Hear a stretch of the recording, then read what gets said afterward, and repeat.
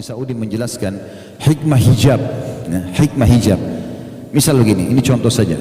Kalau seseorang muslim punya istri terbuka auratnya, kekurangan kain, di kaki kurang, di belakang punggungnya kurang, di perutnya kurang, banyak kainnya kurang, gitu kan. Maka kalau dia punya istri seperti ini dan di luar rumah begitu, di dalam rumah begitu, ini beda keadaannya secara kejiwaan kepada suami ini. Kalau istrinya di rumah terbuka, istrinya di luar pakai hijab. Ya. Mungkin teman-teman yang Allah karuniai istri yang masya Allah afifah, dia menjaga kehormatannya segala macam. Kalau di luar dia pakai hijab, kita melihat dia tidak lihat oleh laki-laki lain. Ada ketenangan jiwa kita rasakan. Begitu tiba rumah dia buka hijabnya dengan keindahannya, maka seperti ada suasana baru. Kalau perempuan itu di luar rumah terbuka, dalam rumah terbuka, beda sekali. Maka suami pun sangat berpengaruh secara kejiwaan dalam mendekati istrinya. Karena bagi dia biasa saja, perempuan ini di luar di dalam sama saja. Tapi setiap kali dia keluar dia pakai hijab, kalau dia masuk dia seperti suasana baru. Selalu saja ada pembaharuan cinta dalam rumah tangga, gitu kan. Dari sisi lain juga, maka seseorang kalau memamer auratnya, dia akan menyebarkan ya sebab-sebab terjadinya zina. Minimal sekali kalau bukan dia melakukannya, maka dia bisa menjadi pemicu untuk itu. Misalnya orang melihat dia tertarik, orang bisa mengganggu dia, atau misalnya dia jadi penyebab orang lain jadi melakukan, membayangkan dia pada saat berhubungan badan sama pasangannya, atau apalah kira-kira. Ya. Dan satu sisi yang lain saya pernah jelaskan ini teman-teman sekalian, bahwasanya orang kalau diperkosa, wa na'udzubillah, sementara dia berhijab, maka yang memerkosanya dapat dosa, yang diperkosa dapat pahala. Kalau memang dia pakai hijab, dia menjaga kehormatan, membela diri. Tapi kalau ada perempuan sengaja memamer auratnya sehingga akhirnya dia diperkosa, maka dua-duanya mendapatkan dosa. Dua-duanya mendapatkan dosa.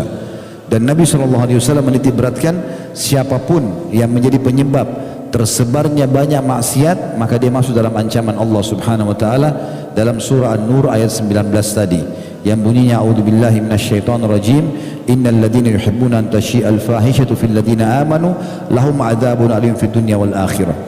Siapapun yang suka menginginkan tersebarnya perbuatan keji di tengah-tengah orang beriman, maka pasti bagi mereka adab yang pedih di dunia maupun juga di akhirat. Yang kita sayangkan sekali teman-teman sekalian, banyak di antara muslimat tidak sadar, mereka cuma dijadikan sebagai bahan transaksi jual beli.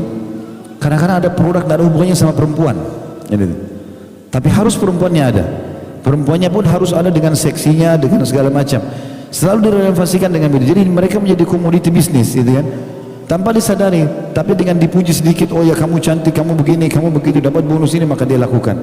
Sebenarnya tanpa dia sadari dia sedang menyebarkan masalah kemaksiatan, dan dia menjadi komoditi bisnis saja. Begitu murahnya, gitu kan, begitu murah sekali.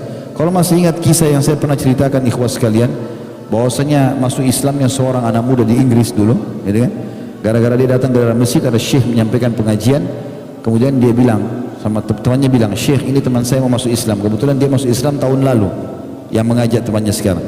Tapi sebelum masuk Islam ada pertanyaan dia. Lalu kemudian kata syekhnya, silakan, dia mau bertanya apa? Dia bilang, yang pertama syekh, saya mau tanya, sebelum masuk Islam ini, kenapa kalian suruh perempuan kalian pakai hijab? Kenapa tidak seperti perempuan kami bebas, mau pakai baju apa saja, mau tidak pakai baju terserah? Ini. Lalu syekhnya mengeluarkan permen dari kantongnya, 2 biji, satu dibuka bukunya, satu dibungkus, diletakin di lantai. Kata syekhnya, kalau saya suruh kau pilih, yang mana kau pilih permen ini? Kata orang yang belum masuk Islam, tentu yang dibungkus, terbungkus. Kenapa? Karena pasti lebih bersih daripada yang sudah terbuka. Kata syekhnya, itu perumpamaan perempuan kami dan perempuan kalian. Kalau perempuan kami seperti permen yang mesti tutup, yang boleh buka cuma suaminya. Kalau kalian semua orang bisa buka, gitu kan? Maka jelas berbeda di sini konsepnya. Alhamdulillah gara-gara itu akhirnya dia faham dan dia masuk Islam. Ya. Dan ini sebuah hal yang luar biasa, dan Syekh itu sempat memberikan contoh juga.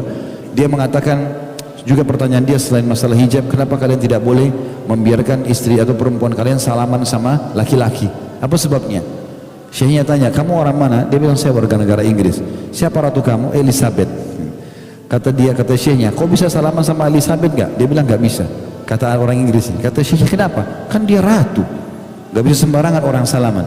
Kata syekhnya, semua wanita muslimah ratu, gak boleh sembarangan orang salaman.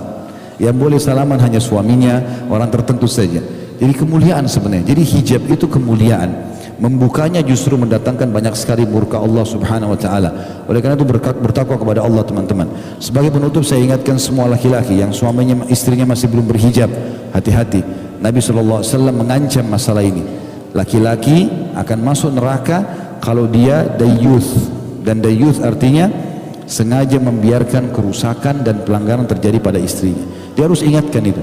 Kalau dia sudah mengingatkan walaupun cuma sekali nggak masalah, yang penting dia ingatkan, dia doakan, dia nasihati, gitu kan? Jangan dia biarkan masalah ini, karena membuka aurat ini bagian daripada pelanggaran agama.